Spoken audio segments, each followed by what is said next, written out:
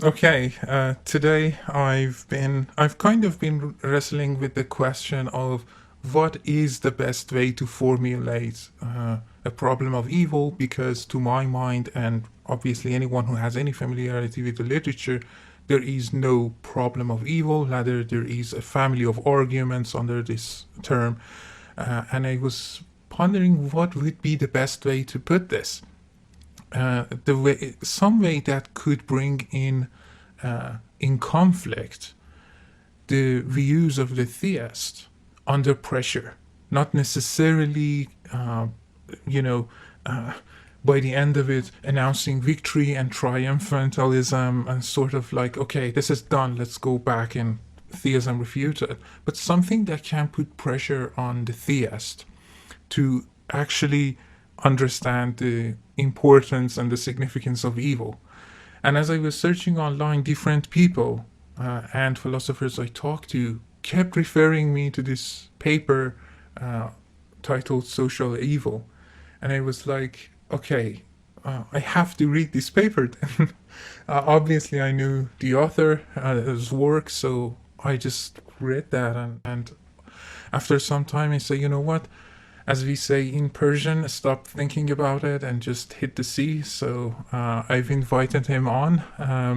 I'm sure it's going to be really exciting. Ted Poston is a professor of philosophy and inaugural director for pre-medical scholars in University of Alabama. His expertise is mostly on epistemology, but he's written and numerous topics. His writing, I like his writing a lot, and I've learned a lot from his writing. So I expect that today is going to be a really interesting exchange for this one. So thank you, Ted, for being with us today. Yeah, thank you for having me on, and thank you for that wonderful introduction. Awesome. So the very first thing I do, I am yet to meet someone who says they were really intent on becoming a philosopher. Most people I have met with is like, you know what, I was doing mathematics and so on, so I was doing biology and so on. So Yeah. give us a kind of a personal background, as personal as you wish. How was it? Why did you end up in philosophy, and why philosophy of religion also as part of your interest? Yeah. Yes. Yeah, no, I'll be happy to. So I grew up in a family where my father was a biologist and also a pastor. So he would teach university biology and then, run a small congregation, church congregation. And at the time, this was in the, late 70s and early 80s. And a lot of the theological views that were, around the particular church denomination that he was a part of were very much influenced by a German theologian named Karl Barth. And Barth had this idea that science and matters of science and matters of faith are, belong to different spheres, and they don't, interact in a way where, one would sort of conflict with the others, and as a kid growing up in that kind of environment, I always sort of wondered, how these things fit together, because it does, some of the things that science talk about, does seem relevant to theology and vice versa. So, I think growing up in that kind of environment, I had, just had very sort of fertile ground for being interested in philosophy. I had, interesting, like many people, it took me a while to sort of find my footing, find what I really wanted to do. And so I kind of drifted around to a couple different universities, and I ended up in a small college where I was actually studying theology, and the theology professor was also a philosopher. And so he was a big fan of Nietzsche, and he offered a seminar on Nietzsche, and, just reading, thus spoke Zarathustra, and, the other things that Nietzsche wrote, I was like, I was kind of sort of blown away. I was like, this is really amazing. You know, people do this, you know, they talk about, you know, these big picture questions. And that really just got me into philosophy. And it sort of set me on a really good path because I was sort of really had no plan at all. You know, I was just drifting around. And when I discovered philosophy, I was like, okay, I know what I want to do. I want to, you know, go to graduate school. I want to study philosophy, and I want to be a philosopher. And I was very fortunate to, you know, be able to do that. I got into, you know, good graduate school, University of Wisconsin in Milwaukee. It was a MA program, and I, you know, studied with some very good philosophers there. There's a philosopher of religion, William Wainwright, that you may have run across, and I worked with him.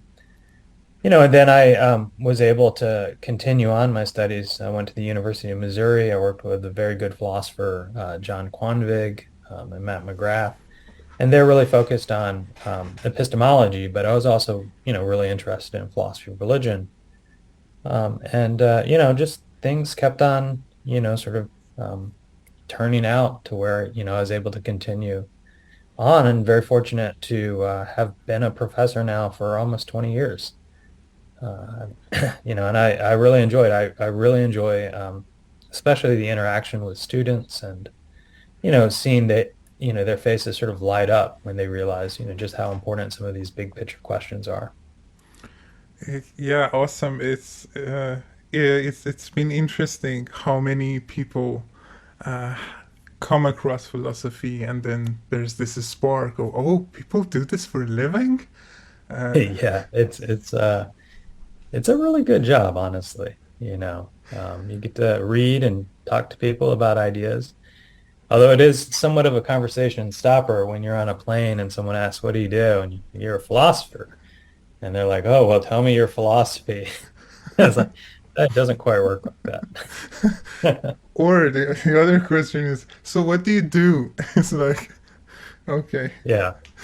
Uh, I so any intellectual have you changed any of your intellectual positions when you first started in philosophy, and in terms of the theology that you had, did any of that change? So some people start out with kind of Swinburne, then they move to Plantinga. There are other people vice versa. There are some people who kind of go into the other Wittgensteinian views. Yeah. Yeah. So, what would be the most significant, or some of the significant changes that you've experienced during your studies? Yeah, I mean, I think, you know, when I was early on in grad school, this was when Plantinga was working on his third book of the Warrant trilogy. So one of the first graduate classes I had was in epistemology, and we read Warrant, the Current Debate, and then Warrant, Proper Function. And I really, you know, enjoyed Plantinga's epistemology, and would sort of describe myself as a reformed epistemologist. But I was very fortunate later on in grad school to take a course with Richard Swinburne. And, you know, through, you know, him and through some other people, I definitely became evidentialist, and, you know, and really enjoyed using, you know, the Bayesian sort of Mhm. machinery to model arguments, particularly in philosophy of religion, but also, you know, arguments in, you know, philosophy of science, and just, you know, Bayesianism as a general tool, you know, that can be used in a wide variety of fields. And so I think that's probably like, you know, moving in the direction of evidentialism, and then becoming a little bit, I mean, you know, more of a formal philosopher, you know, were two big shifts for me. I see. So, would you say that right now you are more interested in formal epistemology also? You know, I have a lot of interest. I see. And so it really just depends on the particular day of the week that you ask me what I'm interested in. Yeah, I mean, I do think that, um, you know, in general, my approach is that it's very important to think clearly, on matters, and I really enjoy the formal tools because they're especially helpful at teasing out assumptions that may be operative in the background. So I try as much as possible to use those tools when it's appropriate. I'm currently working on a new book, which is haven't really figured out a title for it yet, but it's very much in line with the kind of project that Swinburne uses. I mean, using the tools of confirmation theory, to model arguments for and against theism, and I think the approach that I'm advocating for is, a little nuanced in ways that I think will be helpful for the literature. So one thing in particular is I'm looking at the role of independence between various kinds of evidence to avoid sort of double counting worries. And so if you read Swinburne's book, in particular the chapter on design arguments or teleological arguments, he notes there, I mean, it's not something that I've really talked to a lot of people about, but he notes that the design arguments and cosmological arguments can't sort of be run together and treated as independent. I mean, you have to, I mean, he doesn't quite say what you need to do. You just need to be careful. In my mind, what I'm working on is trying to describe the evidence in ways that it is suitably independent so that you can then use some sort of standard measures of confirmation to figure out the cumulative effect of the evidence in a way that just turns it into sort of simple counting. And you can do this if your evidence is conditionally independent of the relevant hypothesis at issue. I talk about this in a paper that was published, I don't know, a while back, but it's on cumulative case arguments. So remember, folks, this is where you've heard it for the first time. Ted Poston's new book. Okay, going back to what we're here today to discuss, which is the problem of evil. So let's get our metaphysical hats on and jump in. So what we're talking about is social evil, which means we have to kind of talk about how it has been traditionally conceived of evil, classified as. So could you perhaps elaborate on that? And maybe because you are relying on a specific conception of evil in your article throughout, what do you specifically mean by that kind of evil that you're trying to pick out? Yeah, so when people talk in general about evil, you might ask, like, well, what is evil?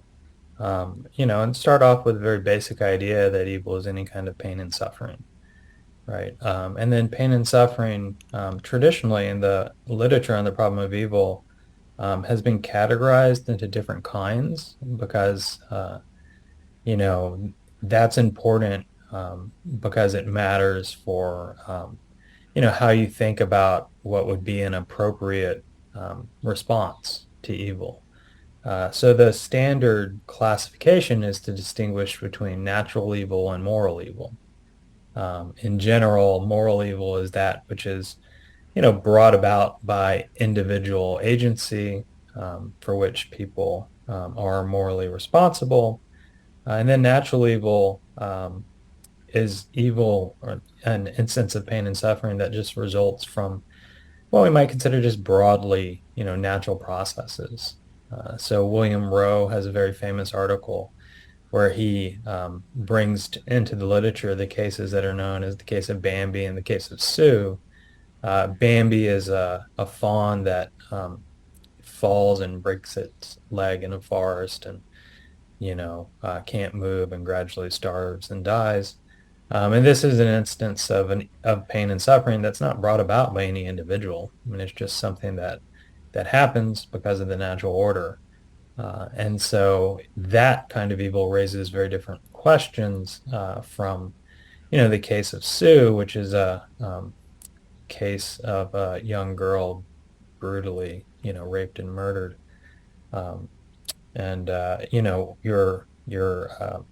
Your sort of the challenges those pose to a kind of traditional theist view are very different. And there are different kinds of answers that are given for that. And so in the article on social evil, really what I was struck is the sort of intuition that sort of prompted the whole discussion was that there are instances of pain and suffering that are brought about by collective action of what we might consider just good actors, individuals that just in virtue of collectively acting in certain ways, they create social structures that do not promote flourishing, and in fact promote injustice and things like that. It's kind of interesting as a sort of background to the article is I wrote the article right when Obamacare was coming through the U.S. so many years ago, and we had a speaker down. I had a speaker from Harvard School of Public Health, Norman Daniels, and we were talking about universal health care and challenges to universal health care in the U.S. in particular. And, our conversation was very much like, people made good decisions, along, at every particular path. FDR, for example, could have instituted, universal health in the 40s, and it would have been really easy to do. But given his particular situation, it just wasn't something that made, a lot of sense at that particular time. But then, through all those sort of accumulation of individual decisions, you end up with, a healthcare system that's dysfunctional. And so is that kind of core intuition? I was like, okay, well, this seems like a unique kind of, it seems like a unique phenomenon that theists haven't really thought about. And so I was like, you know what? I think this is pretty cool. I'm going to write this article. And it was very fortunate that, people enjoyed the article, and, I'm happy to continue to talk about it. Yeah, I'm just reading the acknowledgement part. I was struck by the amount of impressive people who were involved in part of the feedback and comments and stuff like that. But you rely on direct agency and moral responsibility for social evil. So could you talk a bit about that? Why is that important to the kind of evil that you're talking about? Yeah, so I think the clearest instance of a moral evil is where someone harms another person, right? And they directly bring that about. They're responsible for it. They sort of know what they're doing, and so on. And the instance of social evil that I'm interested in is one in which individuals. I mean, it's controversial, but the sort of opening move is that individuals aren't, in a sense, morally responsible for the system that results. Like, it'd seem inappropriate to blame FDR for not instituting universal health care. It'd seem inappropriate, right, to blame, particular decision makers along each step, because they were responding, to their situation appropriately, making appropriate decisions along the way. But at each stage, it sort of kept this ball rolling that produces, this very dysfunctional system. So, the instance that I focus on in the paper is just what's known as a tragedy of the commons kinds of case. And it's a fictitious case, but, it's real, it's true enough to reality. It's just one in which there's a water shortage and people are called, to curtail their water use. And, they do this because, if enough people, curtail their water use, then there will be sufficient, water for basically everybody's needs and emergency situations and stuff. But for each individual in that situation, they know that they can water their plants or wash their cars. I mean, they can kind of sort of defect from what the group does because their individual contribution just doesn't really matter to the outcome that's going to be achieved. And so this is just an instance, this general phenomena where people face sort of rational pressure to defect from what's the sort of group optimal outcome. And we see instances of this, all over the place. Like, probably a better case is where you think of, individuals maybe, in the pre-industrial society that, relied on the land to provide their food. And so they had to hunt and fish, and you can engage in various kind of techniques, some of which, like using nets to catch fish, you do it once or twice, it'll be fine. But if everybody does it, you're going to deplete your stores pretty soon. And so, these are just general kinds of, public good problems. And I think they raise, a unique kind of problem for theists in particular, because it just, the standard responses that you'd give to like natural evil and moral evil just don't seem to. Also, two things just for the audience. The first is, if you're interested in assigning blames like to FDR groups or enterprises and stuff like that, check out Jennifer Lackey's and Deborah Tolson's work on epistemology of groups. That's one area that you have to read about if you're interested on this topic. But also, and the other thing that I want to bring about is the defection of the individual from the group optimal. So in order to kind of help the audience through, maybe it would be good to go through a simple prisoner's dilemma here, just to let people understand why is it that they don't keep quiet while they could. So could you just walk us through that? Yeah, sure.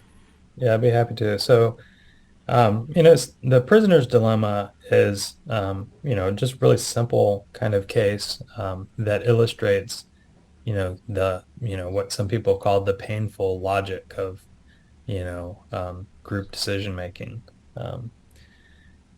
So, in the standard case, you imagine two people who are suspected of a crime, and the district attorney has enough evidence to convict them, on a lesser charge. So, like, given the particular evidence, they, could convict them of, like, say, each of them get a 2-year sentence. But the district attorney realizes that if they separate the two prisoners so that they can't communicate with one another, they can individually offer them, the chance to confess to a crime or not. And then they offer them this particular deal. They go to the, each person, they get the same basic deal. They say, well, look, if you confess to this crime, and your partner at the same time denies, right, then we can reduce your prison sentence to 1 year, and your partner in crime will get 4 years, right? But if you both confess, right, of course, then you're going to both get 3 years, right? And the situation is, symmetrical. It's the same for, the other person, so they're given the same instructions, and then they have to figure out what they want to do. And so you can think about it, from just one prisoner's perspective, and you can think, okay, well, suppose, right, my partner confesses, right? What do I want to do? And you think, well, I could either confess or deny. If I deny, then I get a really long prison sentence. I get 4 years, and, partner gets 1 year. I was like, that's not good. It'd be better for me to confess, right? And so I think, okay, well, if my partner confesses, it's better for me to confess. And I think, okay, all right, well, what about if my partner denies? What is it better for me to do? Well, if my partner denies, then I can confess, and I get the short prison sentence, and the other person gets the long prison sentence. If I deny, then we both get, 2 years in jail. So it'd be better for me to confess.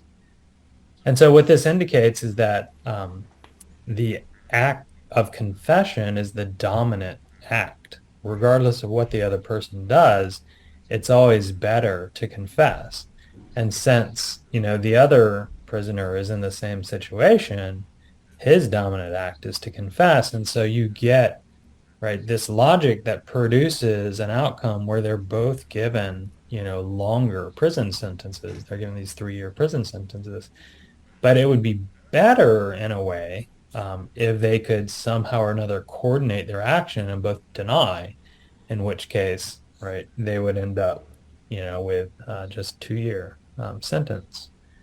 And so this is a case in which you have what you might consider like the socially optimal outcome, where they both deny, but it ends up that they are in a situation that isn't socially optimal. They would both prefer not to be in this situation, but just given, the logic of the situation they're in, they land with a longer prison sentence. So just to ask the question that probably every freshman asks the very first time you introduce the prisoner's dilemma, and it's just, okay, but if that is the case, why isn't it the case that both of them just keep quiet? Why won't they choose this option, both of them?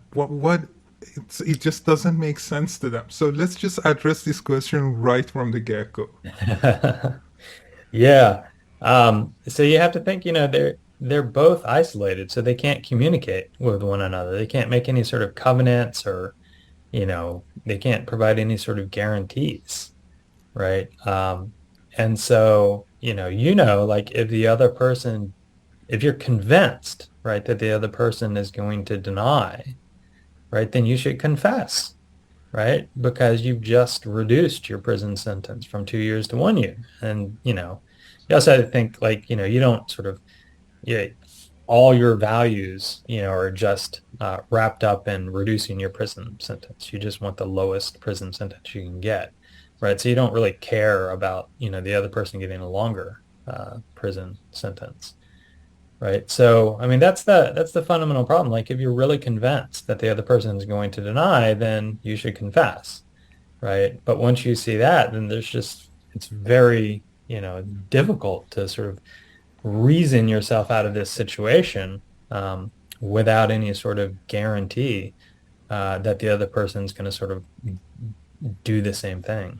And just to help the final intuition pump, no rational player wants to play a dominated strategy. What you want to do is you want to play the best strategy, and you don't want to regret your choices.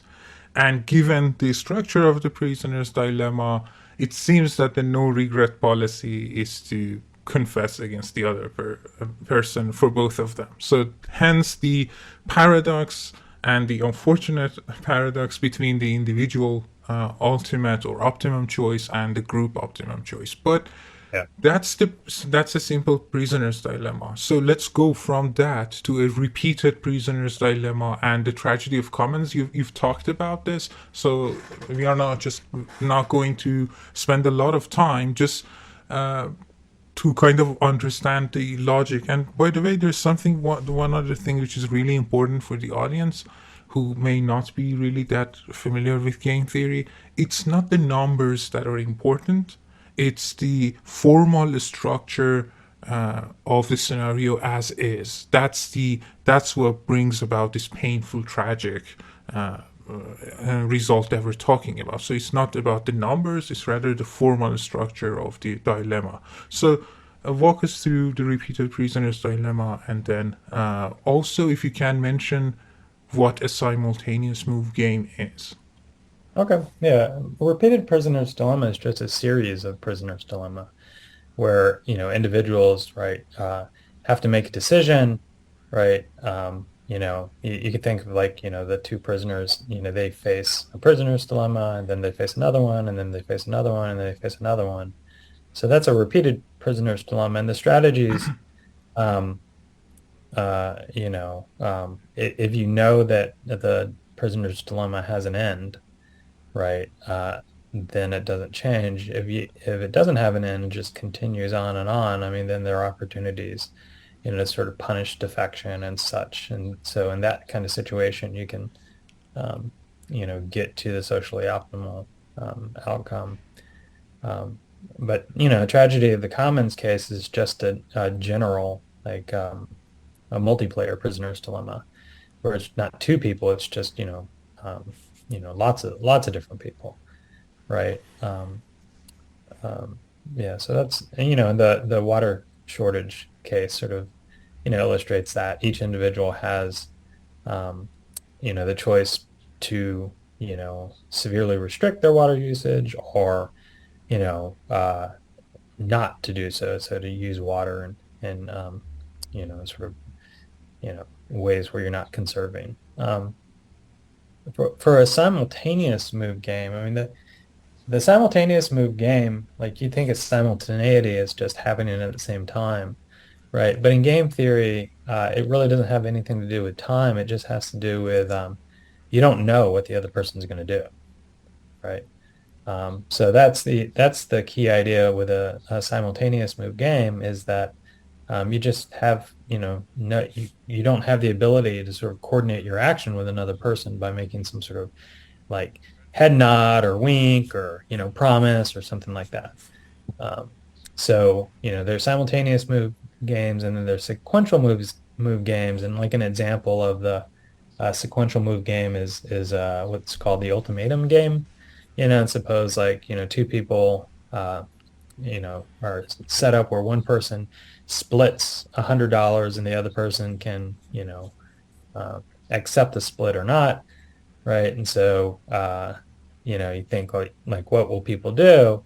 And it turns out like, the rational thing to do, if all you care about is money, right, is to say, we're going to split it, like I'll take $99 and then I'm going to offer you $1. And in a way, both players are supposed to be better off than they were, otherwise, but it turns out that if, just experimentally, that if you don't offer like a fair break, then people just refuse to accept at all.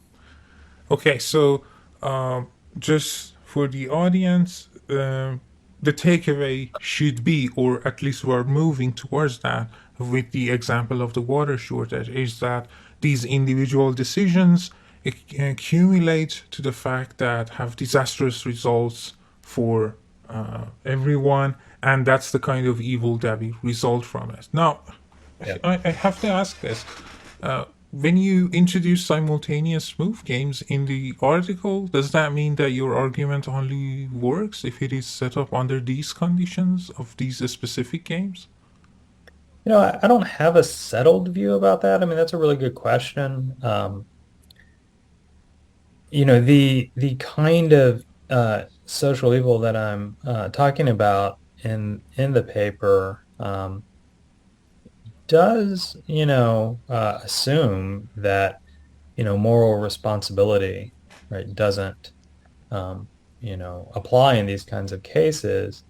And so you think, well, if it's a non-simultaneous move game, right, maybe that gives you a footing, for some kind of moral responsibility because your decision is in response to knowledge of what another person did. So, I mean, I see that, I really don't have a settled view. I mean, you could think of the ultimatum game in a way as, as maybe, a kind of an instance of a social evil, but yeah, I don't know. Like if I offer, like a 90-10 split, right? And then, your decision is, I'll either accept the $10 or say no, in which case we both get nothing, right? I mean, yeah, I don't know. I mean, I can kind of see it as, you're certainly not responsible. I mean, am I responsible for not offering the fair, it's not clear to me that I am, because, you can think about this in sort of, a decision to, offer people that aren't getting minimum wage, Right. like minimum wage, right? And so, like, given the way markets work and stuff like that, I kind of think maybe you could have a social evil even if, right, it wasn't simultaneous, even if it wasn't a simultaneous move again. I also want to make the point that it also could be maybe dependent on the amount of information that the other person has, but by which I will come back to this at the very end. I just want to flag it here. But let's move on from this question, because we will have to address it again at the very end in a different context. One of the objections that I have, but another requirement we have to talk about is another detail in game theoretic considerations, and it's the Pareto improvements or efficient allocations. So Yeah. could you explain what that is as the final piece that we need to add in for the understanding of Yeah, social evil? So the idea of a Pareto improvement, I think, is a really cool idea. So you imagine you have a kind of distribution of goods, right? And a Pareto improvement would be one where you can redistribute those goods in a way that benefits at least one other person without thereby harming anyone else. So, an example of this might be like if a government has a surplus of savings, right? That money, just say, isn't going to be spent. It's just going to go into a bank. But, right, you could use that money to provide, training for unemployed individuals, right? And so that would be a Pareto improvement. You would have a distribution, a different distribution where you're providing money to train, unemployed individuals. It improves their lives, but it doesn't make anybody worse off. It's not like you're taking, money from anyone else. Right. So a Pareto improvement, just to say it again, is where you have a redistribution of goods that benefits at least one person, but doesn't harm anyone else. And a Pareto efficient allocation is one where there's no Pareto improvements. So in a way, you distributed, right, the goods in a way where any other change is going to at least make someone worse off.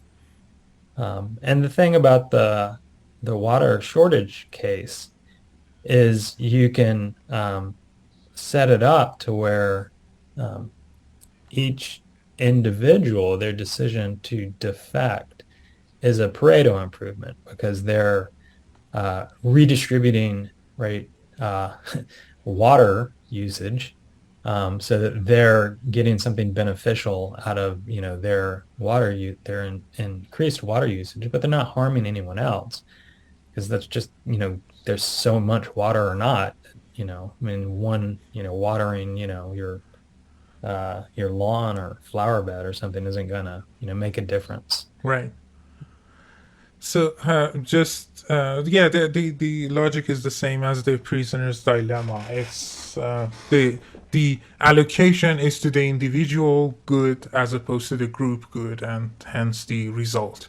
So this reminds me also, for the audience who might not have gotten it right, just one final attempt, because I don't want to leave anyone out. For some reason, I think there should be another type of evil, which is the pineapple evil on pizza. I don't like that. I don't like that at all. But I remember initially, especially trying attempting to try that. And then we are 4 people. One of us wants 2 slices of the 4 sliced of pizza. Obviously, there is not going to be a way to distribute everything fairly, but because I don't like pineapple on a pizza, this means that they can redistribute and give this a slice of pizza to the person who wants 2 pieces without me being worse off than I was before. So hopefully this should really make it clear.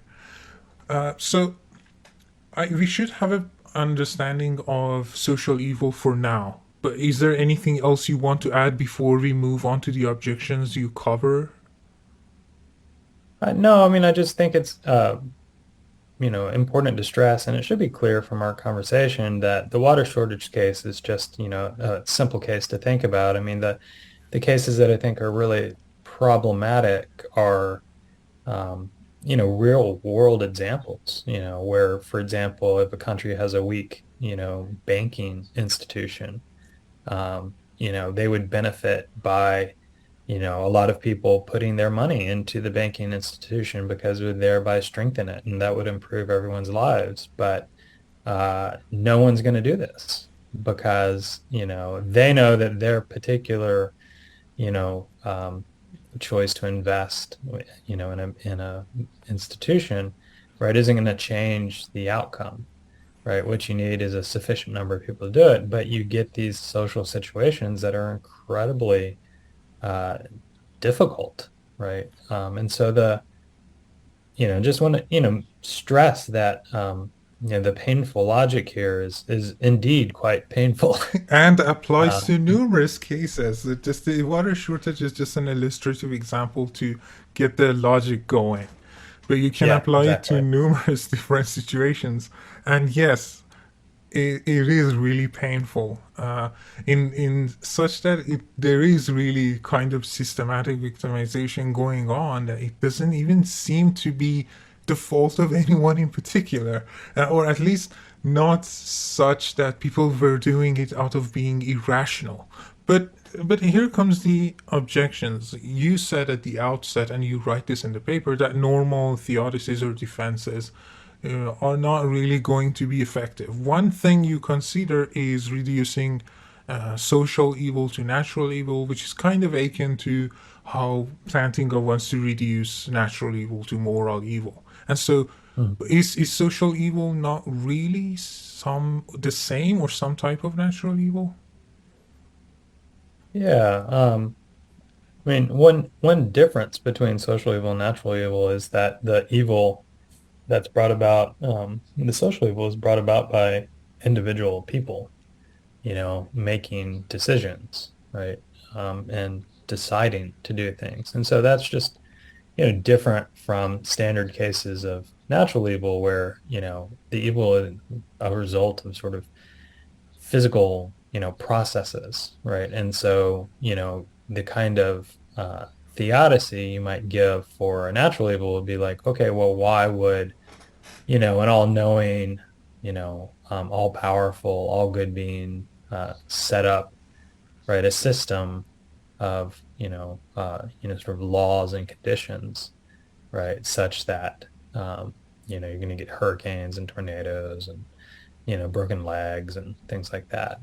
And so, social evil just doesn't have that kind of dynamic. I mean, you might think, okay, well, why would, all knowing, all perfect, all powerful being set up social conditions, right? Such that, and if you do that, you might think, oh, okay, well, it's the same sort of question. Why set it up this way? But that, is the same sort of question you might have for moral evil too. So I don't really, just given sort of the standard examples, I think it's, clear that it at least raises distinct questions. Yeah, I tend to agree. Also, the fact that we will get back to this also, I think the fact of it being social is sufficiently, makes it the case that it is sufficiently distinct. But another is that maybe because of the rationality aspect of it, it's just that people fail to act and consider the group, and they're just being naive or stupid. So it seems like this could be a subtle form of natural evil, or maybe just because of the psychology of humans. So what do you think of this? Oh, so the idea that, these kind of social evils result because just people aren't clear-headed, that they're making, Exactly. just bad decisions. I don't think that that's right. One way to consider, there's sort of two responses. One is just think about the simple prisoner's dilemma case, right? Is it the case that the person who's choosing the dominant strategy is acting foolishly, And for the same reasons we talked about, I think the answer there is no, because right, their dominant strategy is their rational strategy. If they're really convinced that the person's going to defect, right, then they should, confess, right? And that's what. So in that case, like I don't think the idea that the decision to confess is foolish. In fact, it's the rational decision. And in the real world cases, I mean, just imagine you're living in a particular country with a really weak banking sector, right? And you can securely keep your money in a safe, in your house, or you can give it over to the banking industry, Exactly. right? Have some sort of hope that they'll keep it safe, but you realize like my particular decision isn't going to affect what outcome occurs, and if I can't have a guarantee on my deposit, right, then it wouldn't make any sense, right, to deposit the money, right? So I, kind of, in that kind of case, I mean, that's just making a good decision, Right. But you said there are two senses. Yeah, no, I was thinking, there are two ways to sort of reply, right? The simple prisoner's dilemma, and then the realistic, Right. Right. Case where it just seems like people are making good decisions. What of the fact that, okay, maybe it is the best decision to take, but morally speaking, it's still problematic, and you shouldn't do that? Yeah, some people have this, intuition. I mean, you could think, well, maybe, Kantian or Kant was right in that the action that you should do should be universalizable, right? And you can't universalize, defection for obvious reasons. Like if everyone defected, then you wouldn't get the good, right? And so it fails this universality. Get a glass of water. That requirement, Right.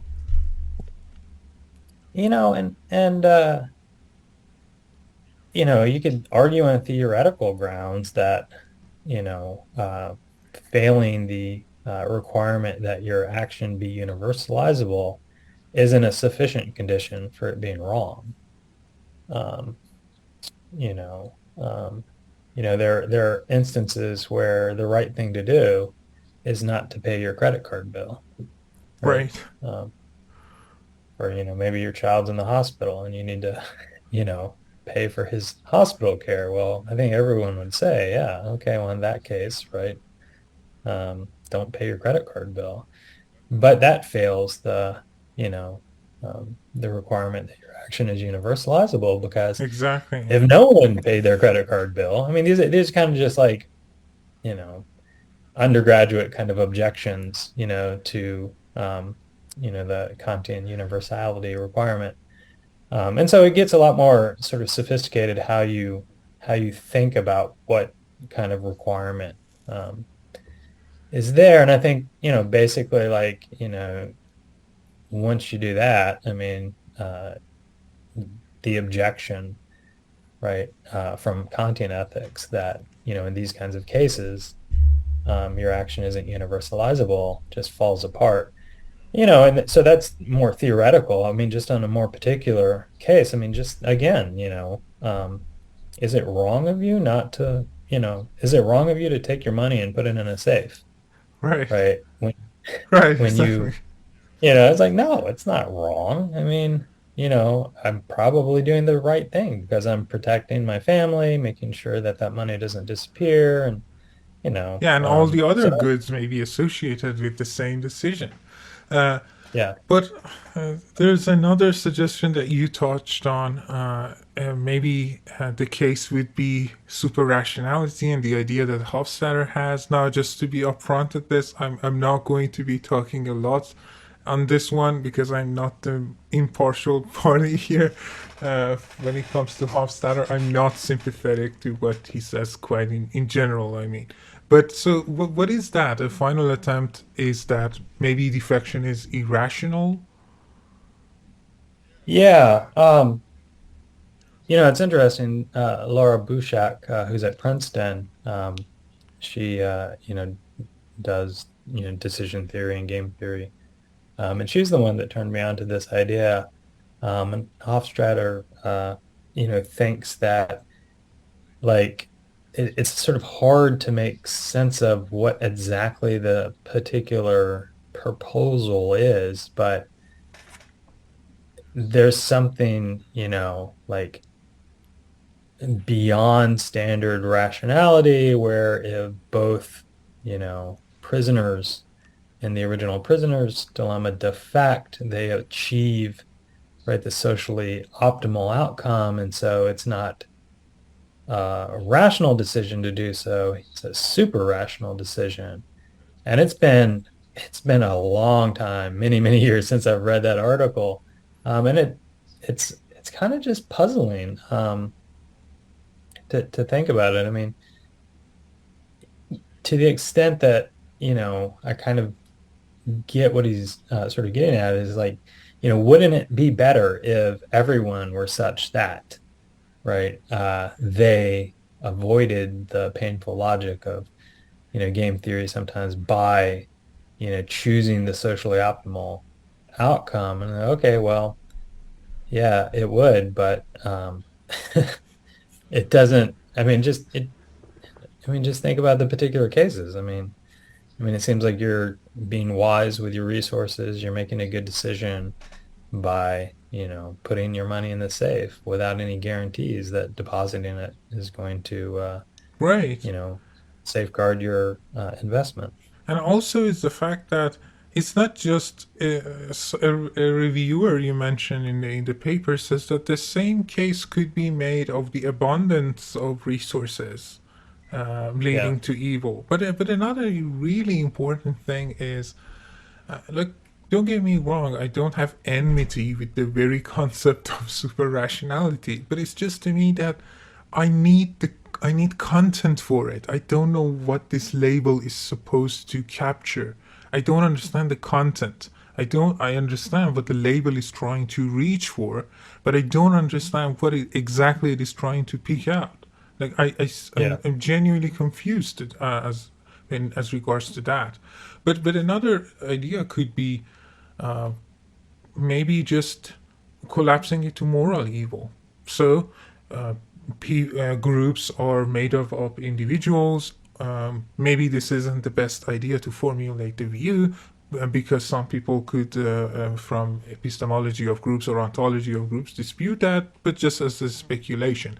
Maybe it just boils down to moral evil again. So why not? Why isn't it the case that this is a moral evil? In a way, we've kind of talked about that with, the attempt to sort of assimilate social evil to sort of a Kantian ethics and argue that it's inappropriate. The standard cases of, moral evil, you think, where an individual is blameworthy, that somehow or another they've knowingly made a decision that causes a bad outcome, right? And they have some sort of agency or control over the situation that has obtained, or they help create. But the logic of the structure here is such that it doesn't seem to be the case that they will be blameworthy for what is happening, because they are making the rational choice, because they are considering what it is to be the good for the individual. It's just that the good intentions and the goodwill of that person actually makes it the case that this happens. But another thing that you mentioned is utilitarianism. So what that was puzzling to me, like the amount of objections you cover. And by the way, I have to point this out, because if I don't, That's not right. I'm a really big fan of Laura Bershek's work, especially when it comes to rationality. And specifically, I want to encourage the audience to go and look at her comments on an exchange between Paul Draper and I forgot the name of the other philosopher on this anthology by Oxford University Press on skeptical theism. And Laura Bershek has a fantastic commentary on Paul Draper, and I think that's like the best part of the whole anthology. I know that from hearing from friends and so on that Paul Draper is addressing that in his book, and I cannot wait for the book to come out finally by Paul Draper. It has been a long time in the works, but yeah, that's really fantastic work to be reading that. So you mentioned the typical defenses don't work. Now we're not going to be really comprehensive here. The one thing you go into is the value of natural laws. Look, they create the aesthetics we have, they create predictability for us, we can formulate and our theories and stuff like that. It gives us sort of a structure, maybe order to the universe. But the basic idea is the Swinburne's logic. So why won't that work? It just doesn't seem to apply to the case of group decision making. I mean, the goods that result from natural law are, goods such that you think they're necessary or, probabilistically much more likely given, right? Those kind of laws. In the social group decision case, I mean, it just seems to, you'd have to argue something about given like multiple agents, I guess, and these kind of group decision setups, there's somehow another goods that result that sort of compensate for, I guess, the social evils, and that just doesn't seem to work. I mean, we can definitely coordinate actions, and produce social goods, but we can also, unintentionally sort of coordinate actions and, produce social evils. And also seems to me to backfire. There is this interesting idea by Philippe Lyon, whose work I really like, in his book with the fantastic and lovely Joshua Rasmussen. I love Joshua Rasmussen's work, by the way. And Philippe Lyon touches on what I think is really crucial here, which is the idea of teleological evil. The case is, just think of the fine-tuning of the universe as which is taken to be evidence with theism. Now, obviously, I'm not endorsing the argument, but what I'm saying is, assume the argument goes through.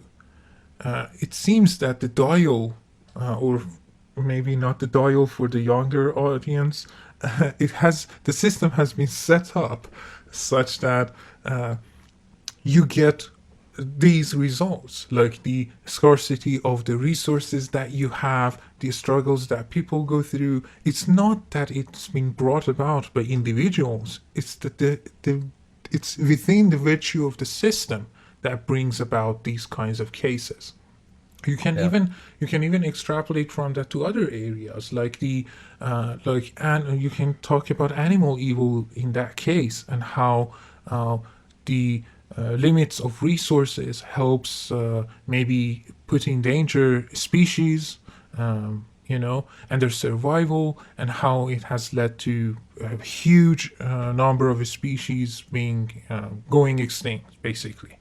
So I'm taking my cue from another person who I love their work. For some reason, it's been a few years since they've written anything on philosophy of religion specifically, but another paper that relies on the logic of, or something near the logic of your paper, to argue for another kind of evil is by Moti Mizrahi, and he relies on natural resources, basically. What's his name? Moti Mizrahi, Florida Institute of Technology. I loved his papers. I love his papers a lot.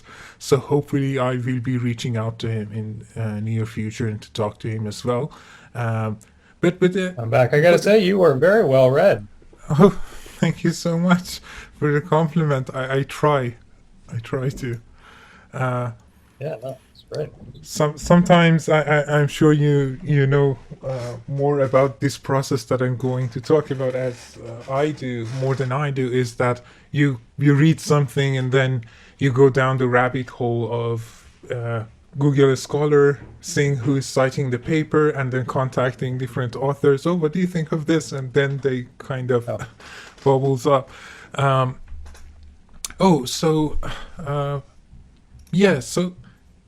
what I was talking about was basically the fact that it backfires, and I think that is true. And another way of putting it is the idea that it backfires, I think, is that it kind of hopes to fortify the hypothesis of indifference as Paul Draper has in mind. So remember the case of the probability domains as it maps into hypothesis of indifference and theism. If it is the case that there are some cases that there are these natural resources and they are distributed like this, for whatever reason that the theist has in mind, this domain of probability is not exclusive to the domain of probability under hypothesis of indifference, by which I mean that under the hypothesis of difference, the word as is could be argued that the distributions of natural resources is pretty arbitrary, such that the goods of the individuals have not been considered. There are some people who miss out on this, and this could confer, the hypothesis of indifference over theism. So all in all, I don't think this could help the view and rescue it. But another point is soul making, that you kind of briefly consider soul making to be an option. By the way, I have to say that I have some sympathies for soul making, but there was, for a long time, I didn't take the problem of evil really seriously. As a naturalist, the only thing that is serious to me is the predictability of theism and explanation. The explanation specifically is really important to me, and that's my main dissatisfaction with theism. But after a while, going back to, I never understood what was the big deal about the problem of evil, but I was continuously told to look into Bruce Russell and Paul Draper, and when I looked into that, he's really good. I thought to myself, okay, maybe there is something they are touching about, and the final nail in the coffin was Laura Ekstrom's book and her final, very recent book on theodicies from Cambridge Elements, which will be, hopefully, the translation is ready to go, hopefully will be published soon, just for the Persian-speaking audience. Check out her work. She's doing some really amazing work. Okay, soul making. So what do you think of this possibility?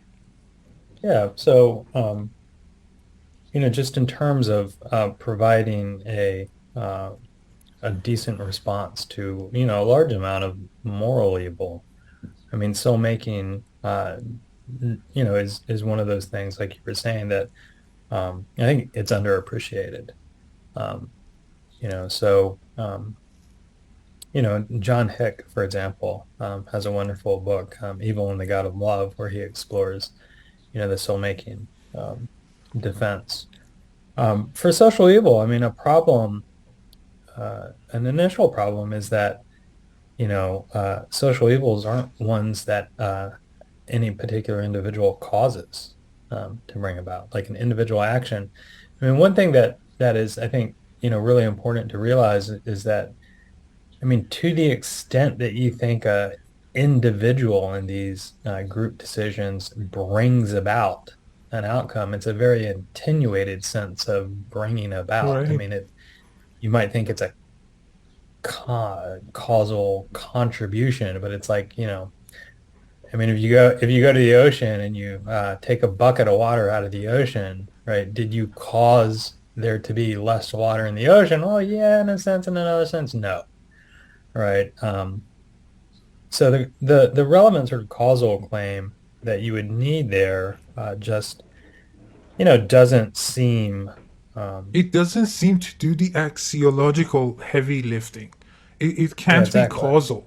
It seems that there needs to be more said on behalf of soul making as opposed to merely a causal connection. Some sort of axiological good maybe that is there that could help it. So, but yeah, back to you. So, ultimately, is that the only reason you don't think soul making could work? Couldn't work? No, I think it's a main reason. I mean, another problem with soul making defense for social evils is that it sort of tries to, I think, take a round a round phenomenon and sort of put it in like a square, peg or something, where it's just deeply individualistic. And I think, if we're thinking about theistic resources for handling social evil, you need to think, more about, the value of certain kinds of groups, or, get away from these, individualistic assumptions to where something like, there's some sort of benefit to the individual person, in these kinds of cases. And I just don't think there is. I mean, for reasons that we've said before, it's like, the person who decides to keep their money in the safe, right, seems to be doing, a good thing for their family. Doesn't seem any sense in which they're, bringing about a worse outcome. The final thing you consider is the free will defense, and I have to kind of ask you a different question before getting into free will defense, which is what I ask a lot of people. So I've asked a lot of people what their thoughts is about regarding the logical problem of evil, because the free will defense is taken by Plantinga to be, by my lights, at least mistakenly, I think, to be solving the logical problem of evil. So I talked to different philosophers. Liz Jackson says, look, the logical problem of evil, I think people just want more from it than it can afford people. So I think we have to be more modest. Michael Almeida says, I'm still taking them seriously, maybe not all formulations of it. He is not sympathetic, for example, to some formulations. The recent one by Jim Sturba, for example, he's not sympathetic to that. But he's quite sympathetic in, for example, when it comes to the problem of heaven. I think he has a paper with Graham Oppy on this. Graham Oppy is another person who says, no, I think they are still ongoing. Schellenberg obviously has another case. Dustin Crummett says to me that he's just not worried about those anymore. And Laura Ekstrom says that actually she's convinced otherwise. She thinks they have something going for them. Trent Doherty says that this distinction is just completely nonsensical. You can't create a distinction between the evidential and the logical, because you can put any evidential in terms of a logical argument. And even there are some people who have done that, to be fair to Doherty. Yeah. So, for example, Bruce Russell has done this in an anthology that Jim Sturba has put together. What Bruce Russell does is basically he goes through his own usual abductive case for evil, but gives a logical argument for it. So, what are your thoughts on this before we get into the free will defense? Do you think the logical problem of evil has been solved and we don't need to go back to it? Yeah, that's a really good question. So for the logical problem, I mean, what it's looking for, or what it's claiming, is that there's some sense of inconsistency between, perfect being theology and the fact that there's evil. And inconsistencies, are things that, are necessary, right? So necessarily, it can't be the case, right, that there's a perfect being and evil.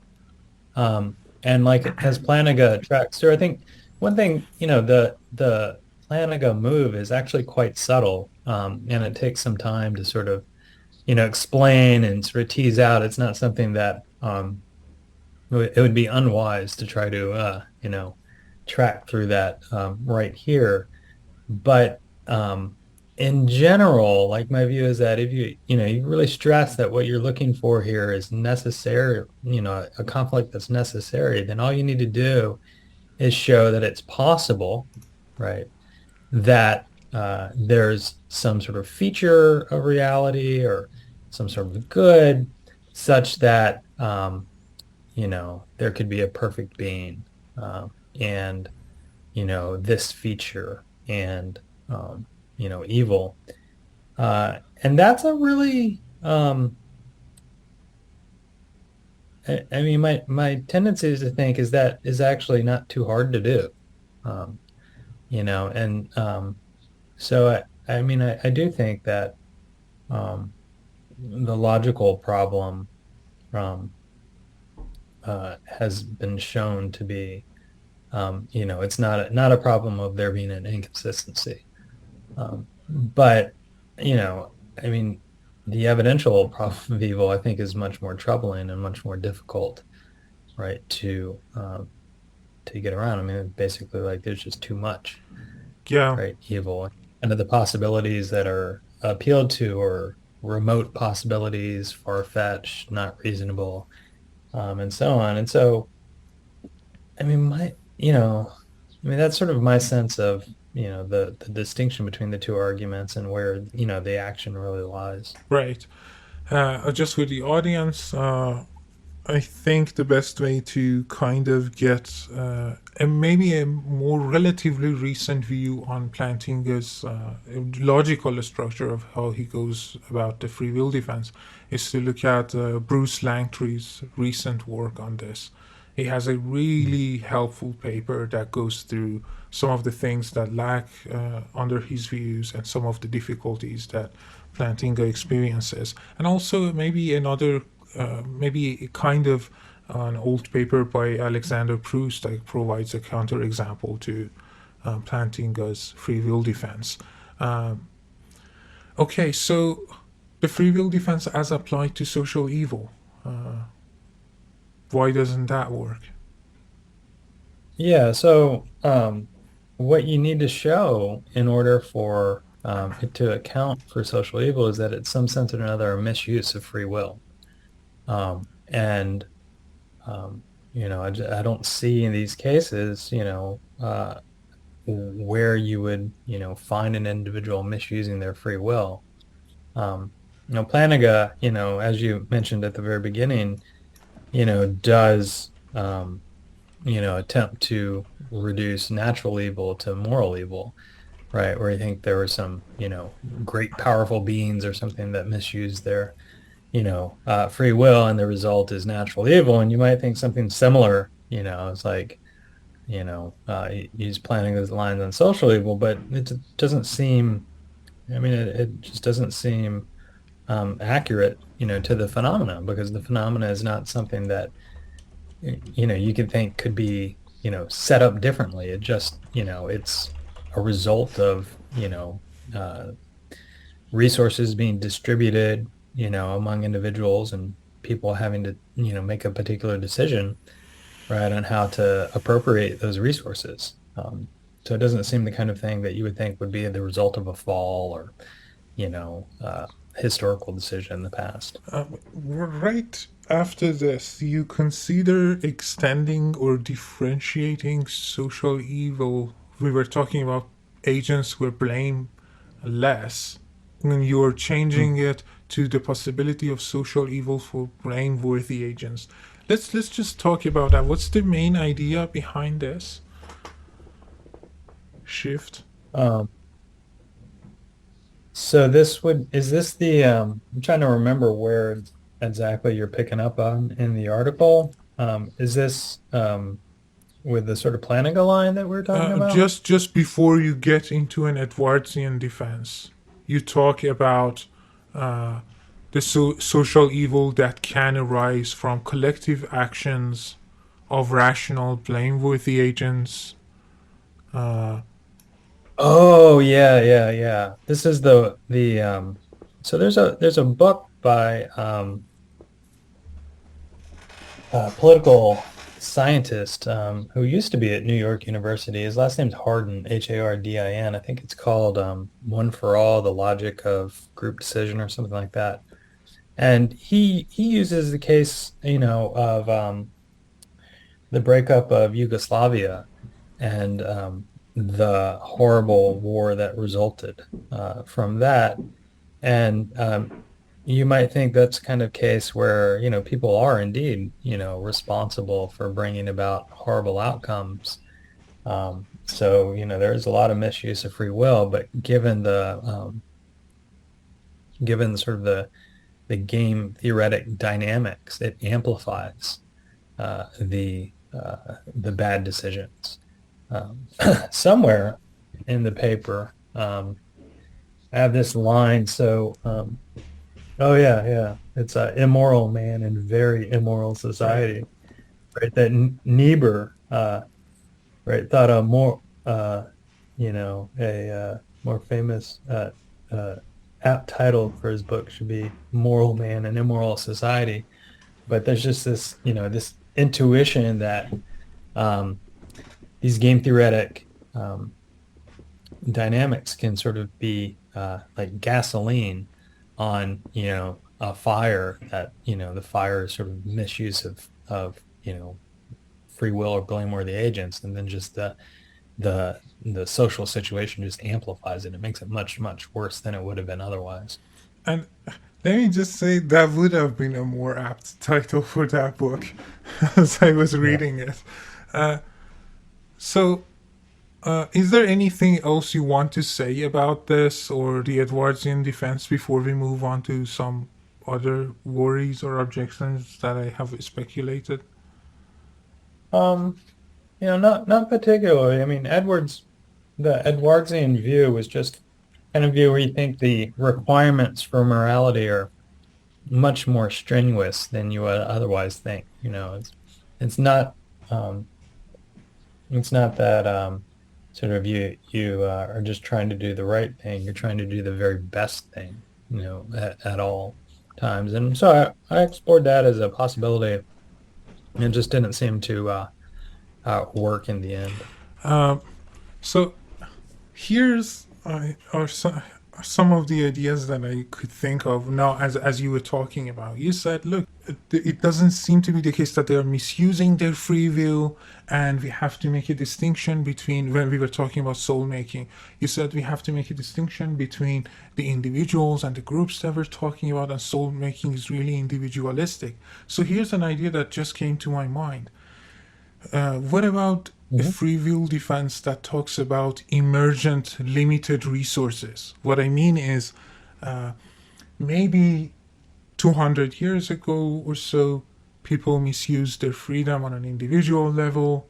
Let's say someone really greedy wants to produce a bunch of papers, for example, cuts down a lot of trees, and that contributes to limited resources that will then later on emerge for humans. And then it could be said that the social evil can still be reduced to individual evils and collapse to moral evil. Yeah, that's an interesting thought. I mean, what it would be committed to is in every case where you have this sort of painful logic, you have to find historically some sort of individual or individuals that sort of created this kind of outcome.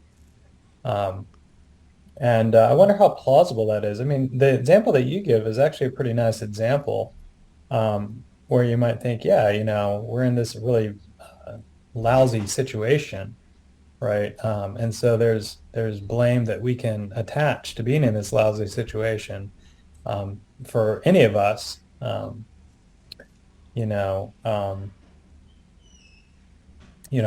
decision, is sort of, one in which we're not morally to blame, right, for doing what we do. But the reason we're in this situation is because someone, messed up in the past. And as you suggest, there definitely are situations like that. It sort of reminds me of sort of the Christian view of and I guess the Jewish view as well of the fall is like, there was this original sin and it just screwed everybody up and everything's just a damn mess right now. Right.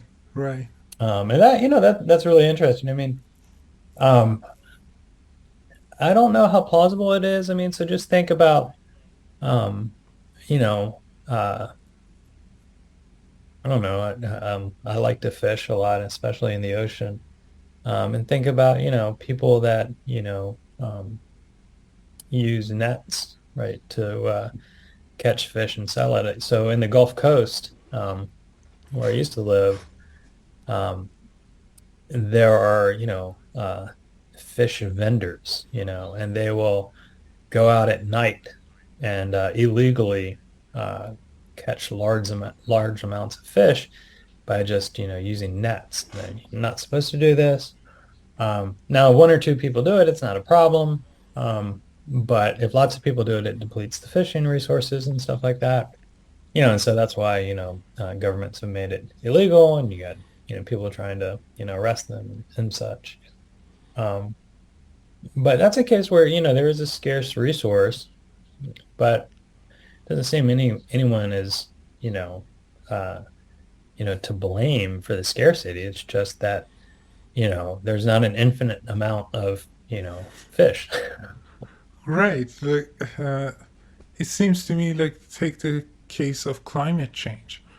It's hard to really point to even a country, not even a set of individuals, but even a single country as a collective of individuals, and say that this country is to blame, because in the very virtue, the very nature of this type of evil is in virtue of it being a social phenomenon, that it really encompasses beyond the individuality level. So what I think is happening with the person who has this objection, I think they are kind of trying to reduce, at least ontologically, or trying to formulate, or they owe us at least a formulation that can reduce the ontology of axiology of groups to the level of individuals, if they want to do that. And that's not to say it's not possible in all cases. It's just to say that it is not to take that it is possible for all individuals is not then to change the quantifier and then say, oh, it also applies to the group cases. Because that quantifier shift needs some more work to be done. Okay. Yeah, that strikes me as right. While you're saying this, I'm, just realizing. So I'm trying to remember when I wrote this paper. I think it was like 2009 or something. It was a while back. Right. But over the past, so that's been not quite, but almost 15 years. And over the past 15 years, I mean, there's been a lot of work on group agency. Right. And, talking to you now makes me wonder if there might be, sort of room here to talk about like group blame. No individuals to blame, but the group's to blame, and the group's responsible. And exactly. I don't know how all that would work out, especially, positioning with like a sort of theodicy. But, it strikes me that I'm going to see Jennifer Lackey in a couple months. I might ask her if she has any thoughts about that. Yeah, that's actually one of my questions for her. I was about to email her, and I also asked Nevin Kleiman Haga if he had any questions for you, because he was familiar with your paper. Oh, yeah. And he said, maybe I have some questions. Let me think on this for a while. And I also incorporated one of his thoughts here as an objection. It was indirect, but I tried to formulate it as an objection. Yeah, I like Nevin a lot. Nevin is in Australia now? Exactly, yeah.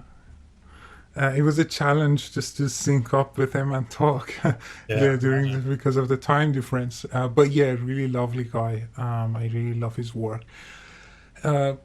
Maybe another suggestion could be, we are talking about instances that are being repeated again and again and again, but perhaps they do not lead to greater evils. The thought is that for the same evil to happen over and over again, it does not mean that the addition of another one fortifies the evil.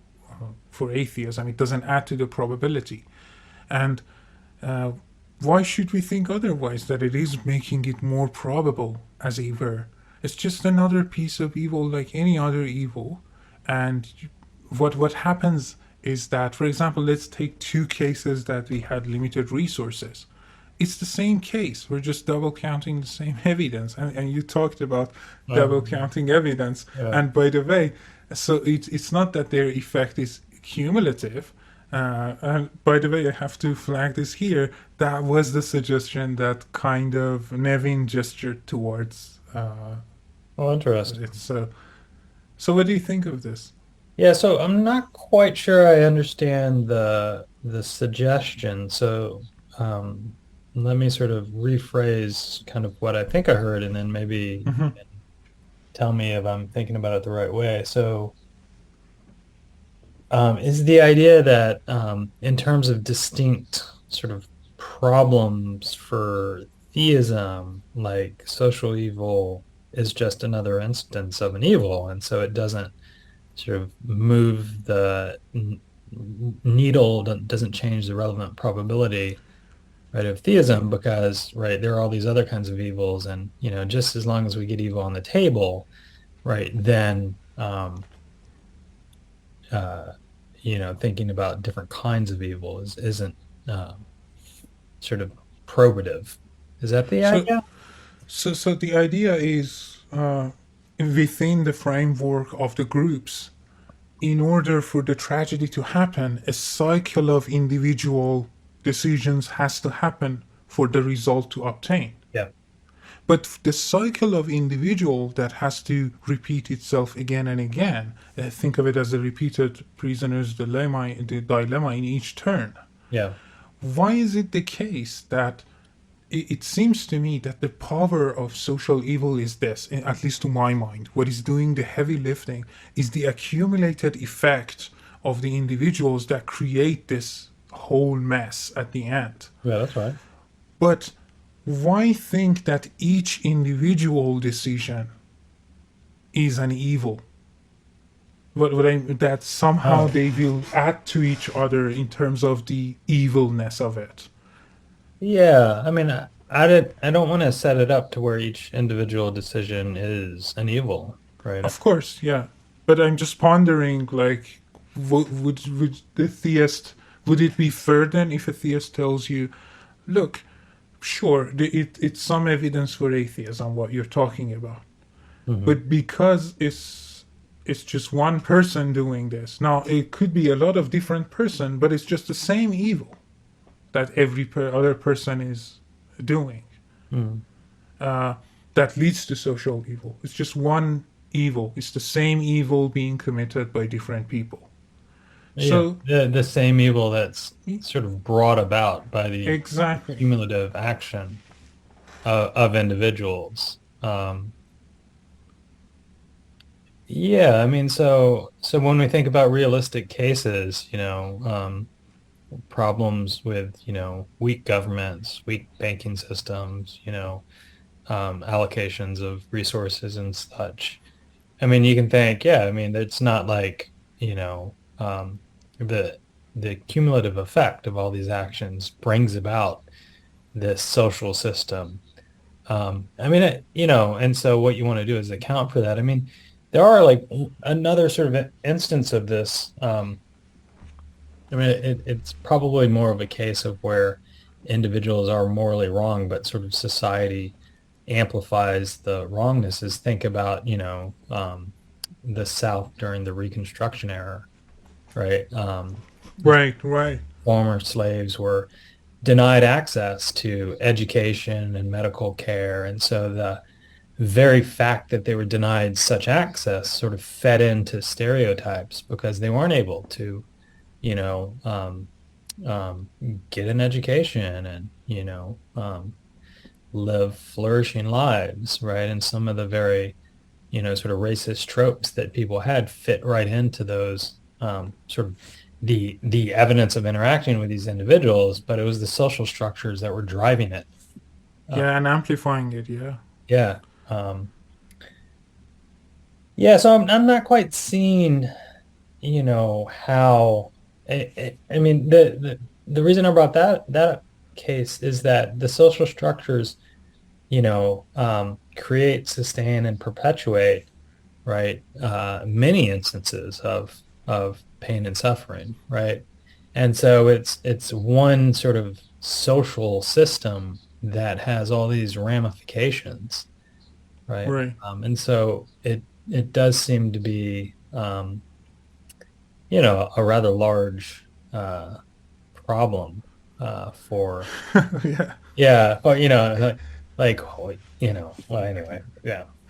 Yeah, so I think that's sufficient for this thought. But let me raise another one, which is, what about an emergent skeptical scenario that aims for the possibility of group justifying reasons? You mentioned this with the work of Jennifer Lecky and Deborah Tolfsen. By the way, if you're new to epistemology of Groups as Agents is the best book by Tolfsen that you have to read. It's just wonderful. So we know that if a game is repeated, the expectation of future major utility justifies cooperation. And so could this point to justifying reasons that should be considered on the social levels? And maybe that could, if the games are repeated, and because of these limited resources, well, then what justifies this evil is the cooperation that people should create or foster. Yeah. No, that's plausible, right? So you think,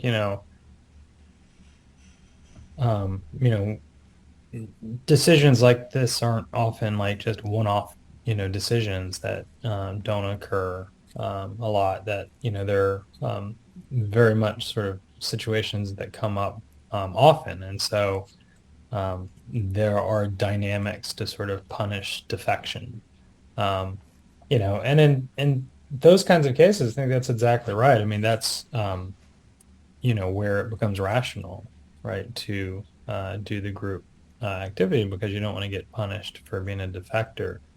I think that the more problematic cases are ones in which there's just not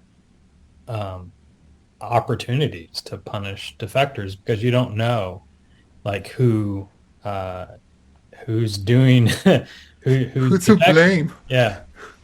Who do you want to put the blame on? Exactly.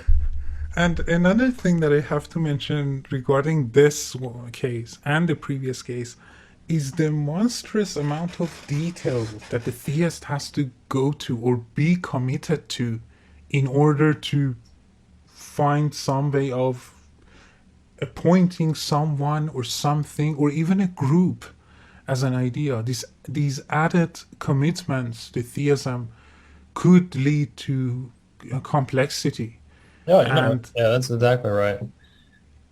So one of my just tell a story. So I was fortunate enough to work a bit with Richard Swinburne, and one of my first papers, which I actually presented and never got published because it was mistaken for the reason I'm about to tell you, is dealing with trying to remove an objection to the fine-tuning argument.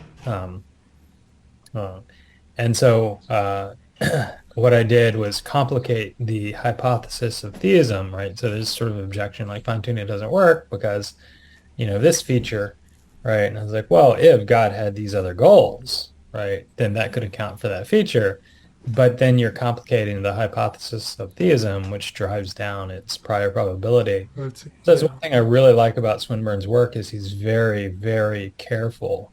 Say, look, if you're going to offer a comprehensive account of theism, you need to make sure that what you're deriving falls out of the core theistic hypothesis. Exactly. Yeah, and just to flag this here for the specific question I asked about the emergent scenario, and whether it could be could afford justifying reasons or not. It seems to me that because of limited lifetime of humans, it's also really challenging temporally to make sense of whether they are going to be justifying reasons or not. Yeah. Because if there are any goods, the goods should be such that they regard the person that we are dealing with or the individuals we're dealing with. And in some of the cases, like imagine shortage of vaccines or masks or stuff like that. Yeah. It's not always what is going to be having the utility here, which basically the same worry has been raised for soul making too, that it needs a significant amount of time to develop. Yeah. But let me raise another one, which is the one that just came to my mind after reading about. So this paper just sent me down a huge rabbit hole. Oh, well, that's good. Yeah, it was awesome. I came around social choice theory, and then choice theory, and then game theory, and then as I was reading this, I thought to myself, let me go back to the very first chapter that I've ever read about group agents, which was Deborah Tolson's book. Mm-hmm. And then she talks about methodological individualism. And I said to myself, well, because we're talking about game theory, I think what we are doing with social evil is just we're imposing methodological individualism of game theory on social evil. Mm-hmm. So the issue could be twofold maybe, or not. It depends really. So one could say, look, we are leading with individuals, but then we want to take the direction of explanation and from methodological individualism and then apply to group considerations.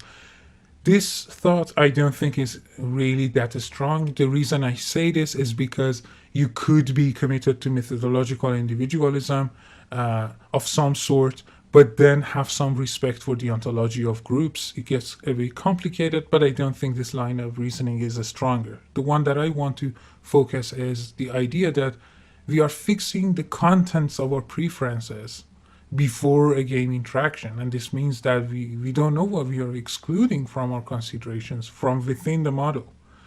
So that seems kind of problematic to me, because what if we are excluding the wrong stuff? Yeah. And that's the worry for the skeptical theism, put more generally as a worry for your view. So yeah, no, I mean, in a way, I'm sympathetic to that idea. You put the worry really well. It's that, I mean, a sort of general way of putting it is like, well, do we think we have an adequate grasp here of the sort of conceptual, terrain? You might even think about like even future philosophy, right? Is going to develop in ways that we don't know about, and so shouldn't we be a little skeptical in our judgment? This reminds me of, sort of, what is it? It's is it Hempel's dilemma? Hempel's dilemma. Yeah. Most likely current science is false, sort of skeptical worries. It's like, we don't know how current science or future science is going to develop. I mean, they're going to come up with new discoveries. Maybe it completely changes our conceptual, our way of conceptualizing the world. So we should be a little skeptical. And honestly, like, as someone who has a lot of skeptical tendencies, I mean, I think that's right. I mean, in this book that I'm working on, I want to make it kind of clear that when you're engaging in cumulative case, reasoning, I mean, there is a lot of skepticism that you have to, take into consideration. And so the judgments aren't ones where you think, I have complete confidence, right, that this is the right. Hume had this really nice way of thinking about the arguments. Is like, well, there's considerations for and there's considerations against, and we can continually sort of come up with new considerations for, new considerations against, and they kind of wash out this kind of washing out skeptical argument, which I think that's super interesting. So anyway, I mean, this is a long way to say is that, I do think that kind of skeptical theist response is on the right kind of track. I mean, the key question is, how skeptical should you be, right? Does it mean like that, it's just a wash, you can't tell one way or the other? Does it, does reflection on evil show that evil's evidence against God? I mean, my particular view, which I don't really advocate for in the social evil paper, is that evil is evidence, right, against theism. It's something that drives down, the probability of theism. Yeah, of course. Yeah. The same is true for Nevin. Nevin also says that it drives down the probability, though, of course, Nevin says there are other considerations that can help recover the. Yeah, I think Nevin and I have very similar ways of thinking about, the evidential case. I see. So another worry is, which is along the same line. So maybe it's not the same. Okay, let me just bracket this and come back to this. Another thing that I came across was other people that are citing your work and formulating a different type of view, which is called hyper-rational choice theory. And the theory holds that basically the actor thinks about profit or loss of other actors in addition to his personal profit or loss, and then will continue to choose an action that is desirable to him. So for those who are listening, the basic idea has been developed in Iran. One paper on it is a Nature that you can read it about. It's called hyper-rational choice theory. So what, if anything, changes on the picture of social evil that you have under the hyper-rational choice theory? So my immediate thought is that when you set up the game theory, like the formal game theoretic situation, right, the numbers that you're using there reflect everything that's valuable. So the numbers reflect everything that's valuable, right? And then if you think, okay, well, agents, in addition to caring about their own value, care about values for other individuals, then you're just changing the game, right? You're changing the relevant values. Now, I mean, you can. I've talked to Laura Bushak about this a little bit.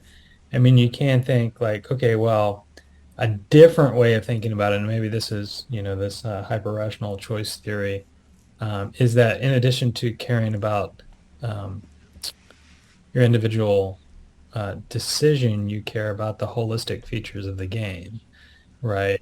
I actually have this paper that I have worked on for off and on for several years, and it's not getting published anytime soon. It's called Playing Games with Faith. And the idea is like, could faith potentially provide an avenue for solving prisoners' dilemmas, right? Where, it's not something that is rational. You're choosing against your dominated strategy, but you're having faith that the other individual's going to have faith in you, and you're going to have faith in each other. And in the reviews, the main objection that I've gotten is that just changes the logic of the game, turns into something that's not a prisoner's dilemma anymore. I'm not quite sure. I've been sort of trying to push this line that you can also care about the holistic features of games, but people haven't been too sympathetic to that sort of line. So yeah, I mean, I think that's a really interesting thought, and it's definitely a way to try to pursue a response to this. Yeah, and maybe the person could say, cooperation is not always the best option. So we're just under this view. So there is no social evil then.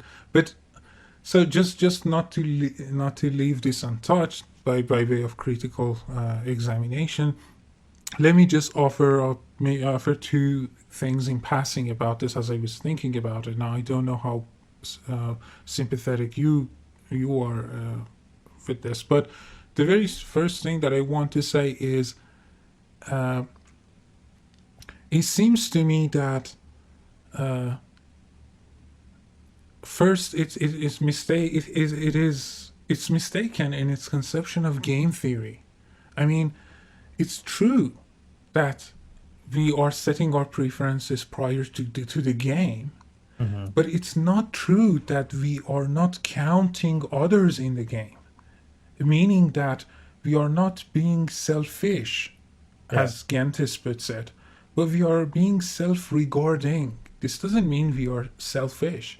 So I could count you in and harm you, or count other people in because I wish them harm. Yeah. But it doesn't mean then that by doing that I am being selfish. Yeah.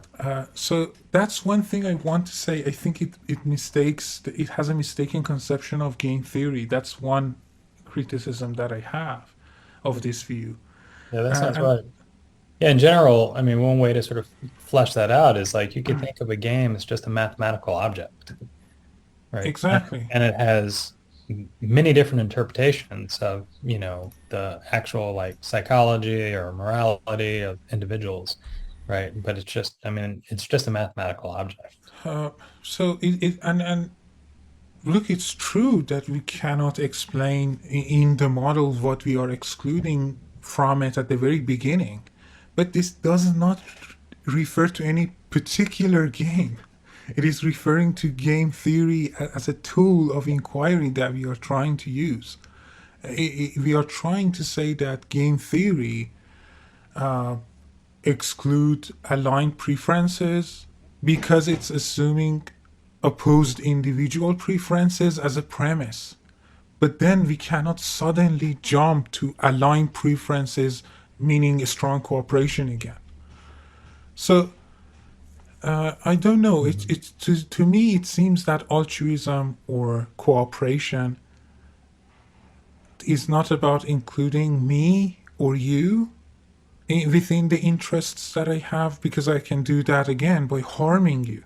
But it is to include your interests within or even over my interests. And that's what game theory can do.